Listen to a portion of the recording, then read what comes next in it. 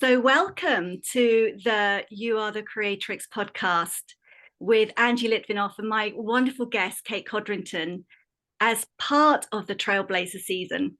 Kate is the author of Second Spring, the Self-Care Guide to Menopause, published by Harper Collins. It's the first book to give a psychological map for menopause, one of the top 10 self-help books of 2022, according to The Independent. And Kate mentors people in perimenopause and beyond, one-to-one online, runs groups and nature-based Yoga Nidra sessions, and hosts Life, an Inside Job podcast, and creates multi-level art textile projects. When she's not doing these things, you'll find her playing in her compost heaps. So welcome, Kate. A really warm welcome to you. Thank you. I'm excited. I'm really excited about this topic. Amazing. So I'm just seeing we're all plugged in here, all the tech. Can you tell us a little bit about who you are? Well, if I figure that out, then I would be able to be clear about it. All right. Who you are right now? Who you are? Who I am right now? Yeah.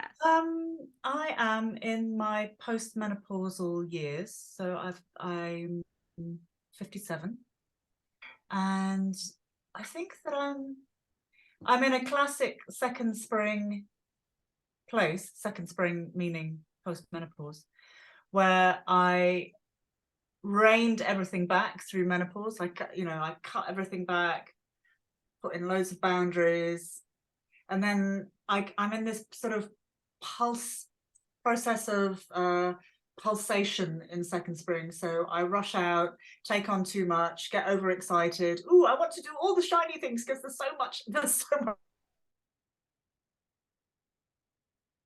I kind of think, oh, okay, reached full capacity, retreat.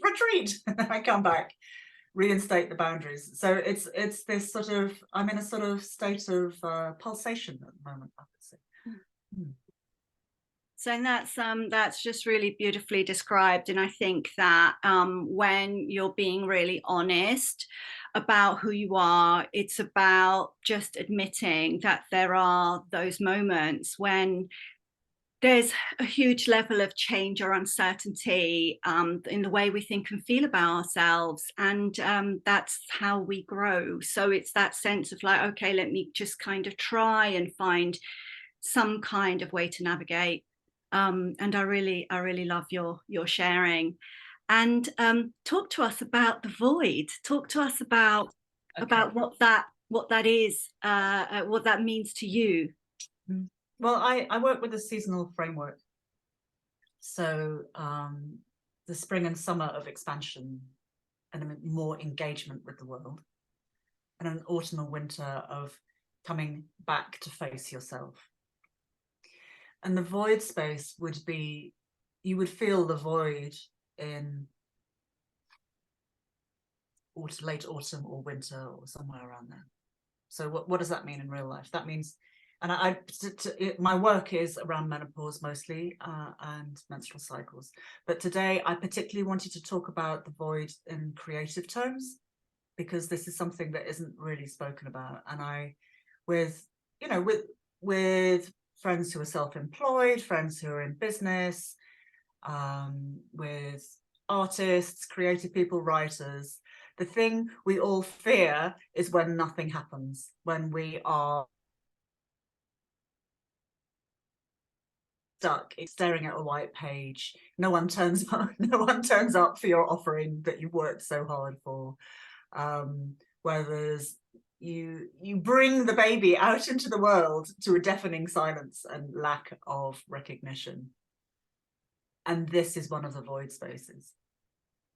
And we are afflicted, I think, by a really toxic productivity. I think particularly around artists and in our creativity, in the broadest sense, in our creativity, where we understand our creativity to be functional only when we have a room full of paintings, only when we have a book published, or when we have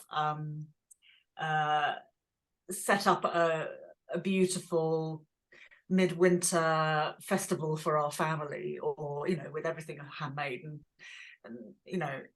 and that's the pinnacle, and anything else is a failure.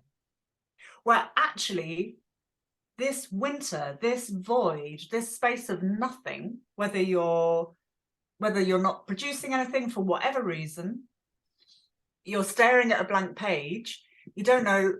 I mean, I think I've said it twice this morning. You've said the essence of who you are, and I'm going, well, I know. that place of not knowing is the crucible of fertility, and that is not understood. And it's that the void space, however it shows up, we fill the void, the space, that space, with whatever is to hand, and very often it's negativity, panic, all the critics jump in, anxiety about ourselves, about the world, about our communities, family, whatever. So yeah, so that's why it's exciting, because to hold the tension of that void is a really powerful thing to do. That sense of what you describe about having, having produced before we can celebrate ourselves, we've got to somehow, have this polished, a clear and accessible offering. Somehow we're always like giving. It's like a producing, giving, in order to celebrate who we are, as opposed to like really kind of what I've described before is like sitting with your shit. It's like really kind of being in the midst of that, what sometimes is the most profound creative aspect of the creative process, which is, well, I haven't done it yet, but I'm actually immersed in the becoming of, and maybe it will take me to a room full of this, or a great this, or maybe not, but this is who I am, and that's what it really kind of, really kind of goes very deep with me, that yeah. So what about your own relationship to creativity? I think probably rather dangerously, I feel my aliveness through creativity. It's quite edgy. If I'm not creating, then I feel somewhat deadened. If I'm not in touch with that process, then I feel off. And so I do lots of things visibly in the world. So the writing thing, there's a book thing, I'm also an artist, textiles, the stuff that I put out there. But I would include in that creativity gardening and talking to my plants, and doodling, and making food, and thinking about food. I'm going out to lunch today for a fab lunch, so I'm thinking about food. I think that's part of my creative process. If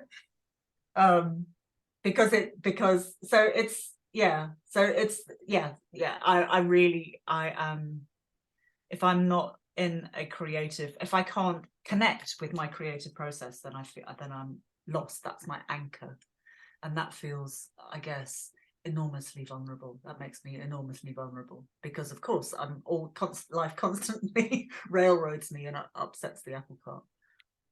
And so tell us about what and tell us about what soul and passion mean to you, and your life. Tell us what your understanding is within yourself about what those two things are, and tell us a little bit about how that relates to your life. God. Yeah, save the easy question. While you do that, I'm just securing my my tech. So yeah, do that. So I'm still here. But tell us a little bit soul about and passion. Yeah, soul and passion. I guess I first, because right, that's I'm easier just for me securing to the do. tech, but tell us. Yeah, just okay. So I'm gonna talk a bit about passion, because I feel that through the process of menopause, I was able to refine that a bit. And I think I have a very particular place because of my background and training and, you know, the skills that I have. And that is to do with reassuring people that even though they're broken, they are actually okay. So there's something about validating feelings, about affirming our cyclical nature, which is what we're talking about here. So yeah, I think that that's what drives me, and connection, and creativity. Yeah, those are the things that really move me, and that the extraordinary suffering that is the result of people believing the lie, or being sold actually the lie that we're broken. And because I'm able, because I have a, you know, a little platform, and I'm able to speak and communicate reasonably well in words, I can use that to communicate reassurance and trust. So it's like I'm really kind of doing like some kind of like amazing dance when I hear you say these things, because it's really refreshing when looking at it from a perspective where we're not putting pressure on ourselves to get fixed. Okay. And this is as me speaking as, you know, speaking as somebody with a background in therapy, that my understanding in my own menopause is that I don't need to get fixed. I have gone through things which have been traumatic, but my ultimate goal isn't to be trauma free or trigger free or anything free of anything. It's to be at one with who I am. And that level of, that is where the accountability is. And so that sense of, you know, oh, there's something wrong with you, you've got to get it sorted, as opposed to let's just explore what this means as an individual, what it makes, what you know, like, sure, let's help ourselves to be happier people. But that, you know, that intensive kind of, you know, that assumption that, you know, somehow it has to be dragging through the mud. And I'm only speaking from my own experience, that I actually had an assumption that I had to make it, and like almost like a kind of assault course to get the prize at the end of being fixed. And then in menopause, I'm like, fuck that. I'm not doing that. I don't need to do that. Thank you. Yeah, thank you for that. And what you're describing is exactly the topic. Is like a void. We are holding a tension between, because we have a you know, let's be broaden it out. There is a cultural, we live in a culture of fixing, and that we have internalized that as well. So there's part of us that is like, oh, this is, you know, I just don't like it. Can we fix this, because it's so uncomfortable. So we're holding that part of ourselves, as well as the whole part, maybe soul, who knows, that we are actually okay. And we're sitting in this messy void full of, you know, conflict, full of, and you know, the wellness industry is based on people offering you fixedness. That's what that, you know, and sometimes it's that's messaged very clearly, and sometimes it's a bit under the table, but that, you know, that's often the offering, the bait, and we have to hold ourselves in that void of messiness, and therapy type people, wellness people, need to learn to hold the tension of these opposing poles of the desire to fix and the desire to hold the space for us to feel our way. And you know, this isn't visual, so you can't see me, but I'm holding my hands apart, and with some tension in between, and it's like a cauldron in the middle, and there's holding space for all the shit to fly around and settle, so that we can then see the gold in the bottom. That's an alchemical metaphor for you, Angie, on a Saturday morning. Love it. Yeah, and that, you know, and I just think, you know, it's what makes people really beautiful is you know, and very you know, attractive actually is I'm, you know, I find it very attractive that there's a space that we've created to step into that really just celebrates who we are. And I look a lot at the education system because I've got you know, two quite young ones, and my youngest son is dyslexic, so I look at a lot about neurodiversity and alternative ways of, like, you know, from mainstream and ways we think, and just really breaking free from the confines of limitations that we have assumed because we have learnt them along the way, we have been told them, and we have taken them on in good faith, you know, but actually throwing them out, thinking, you know what, you think the way you think, if you really, really clear that, and I think the way I think, and somewhere along the line we're kind of want to, we're sort of weave into each other for a bit and have this general moment of understanding, but ultimately you function and operate in a way which is ultimately, hopefully, we're you know, finding it within ourselves that is right for you, you know. It's bespoke actually. Yeah. And the process of maturation is about finding that way, and that necessarily involves picking up, you know, is it this way, and picking up different things, going, is it like this, not quite, oh, is it like that, you know, there's a sort of trial and error thing going on as well. Yeah, and then like, you know, you've talked to me about like everything coming from winter. Can you tell us a little bit about that? Yeah. I suppose the winter time is really because we're talking creatively here, is really the time when nothing much happens, when perhaps we lack inspiration.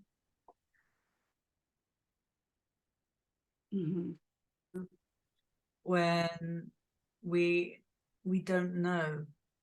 So again, there's a big kind of not knowing in here, and it's much harder. The gifts in winter are connection with spirit, with intuition, with dreams, sort of deep connection with the earth. All these kind of real kind of a sense of belongingness, a real innate, deep sense of belonging. But they're hard. These beautiful gifts are harder to access when we feel pressurized to create, when we feel discounted because we're not being busy, when we are burnt out, when we arrive in winter absolutely knackered and ill, as many of us do. Then we don't have the capacity to listen because it's too noisy. You know, our minds are too noisy, but our minds are too full of judgment, too full of critics, too full of, well, you should be doing this, and why can't you just get yourself organized to, and why haven't you, you know, all this kind of stuff that we fill our minds with.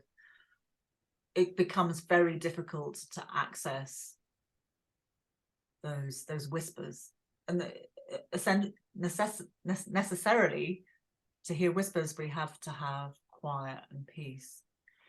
So for people listening, when you are out of ideas and out of inspiration, and you're maybe staring at a blank page or a blank canvas or a blank computer screen with that pesky blinking cursor, and it's all coming out, you know, nothing is happening, I would encourage you to just let go and lie on the earth, or do your version of just letting go and lying on the earth and letting it all drain away, and releasing expectations of anything happen at all. And that, you know, in real life, we might be able to manage that for 30 seconds, and that is a win.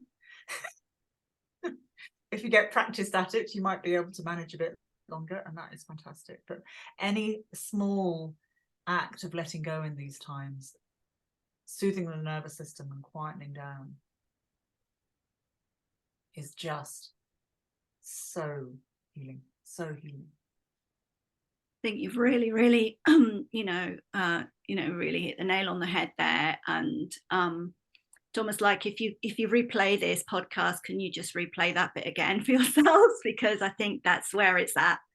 It's certainly I where need to replay it for myself, because yeah, I yeah, still forget every time, yeah, it's And wonderful. I think there's another kind of void space that happens sort of after a massive burst of creativity. So if you're like really out there, and maybe you've had an exhibition, maybe your work is on the wall in your local gallery, or maybe you post your latest whatever it is on Instagram, and there's, you feel received by the world, and your soul I'm trying here, the soul is there, your soul is then witnessed and celebrated, and it's there, and then that falls away, and boom, you're like, whoa. And there's another void there, and that is, I really want everybody who has a creative life and does things in public to remember that it really, but just to remember to expect this, because it's absolutely flooring. And all these questions arise about sort of imposter syndrome, about if not that project, then what? Because those big projects they're like giant. It's like carrying. I describe it as sort of wrestling 8 octopuses all the time. And then when the octopuses are released to live their lives, then there's a big 8 octopus shaped space in your system, in your head, in your life, and it's like, well, what then? And the expectation to then immediately get on with the next thing is completely unreasonable. Yeah. Because there's so much processing to do about, well, what was that, and what does this mean to me, and what is that sort of public celebration, is that real, and is my worth based on that, and who am I anyway, and all the questions that arise. I think that time as well that you describe, which I've experienced in the past, that come down, that crashing down, creating that space for that process as you describe it.